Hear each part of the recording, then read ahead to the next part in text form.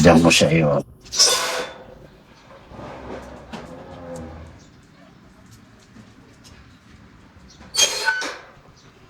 So, ayan, mabuhin na natin. Pasensya po sa sobrang delay ng gawa natin. Yan, 1,000 PSI kasi ang problema nito, may sigaw.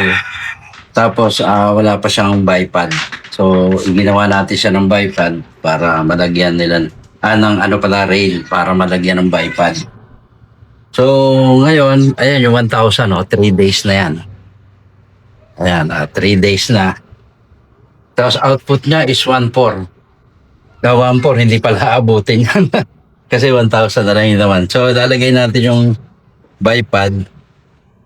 Yung lagay ng yung railing para sa bipod. Lalagay na natin. Nga pala, shout out kay Sir. Tapos na po ito. Pasensya na po at medyo ang tagal bago ako nakagawa ng rail.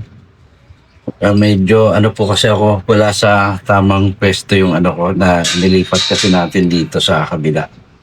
So ngayon, ito na siya. Ready rin na rin to pag nag-add ka ng mas malaking tank.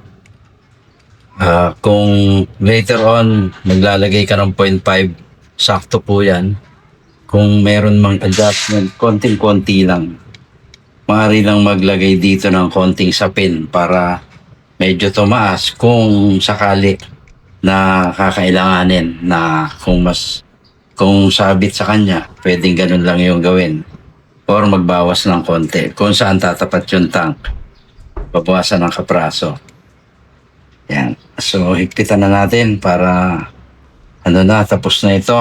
Yung singaw nito, at saka yung, yung railing, tapos na po. Ayan hindi na po pala siya sisikip. Sakto na siya para sa 0.5 na tank. Ayan yung space na yan, saktong-sakto yan. Hindi yan sisikip. Ayan tingnan nyo. Ganyan ngayon siya, yung itsura niya. So, ayan. Yan. So, medyo malaking materyales kasi yung kailangan dito. Kaya, ganyan. Dapat ito medyo nakaangat pang ganun eh. Pero, since naman, pag may 0.5 na tank, 500cc na tank, bagay na bagay. So, ito siya ngayon. Yan. Ito ay hindi siya mini Predator sa yan yung kanyang tatak. Made in Indo rin to.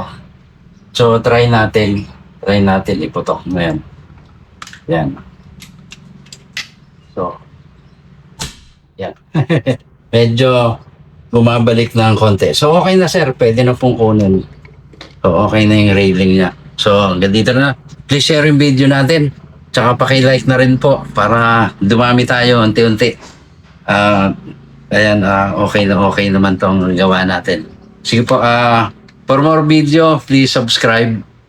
Para po please follow sa FB yung ating account at ating page doon. Okay po.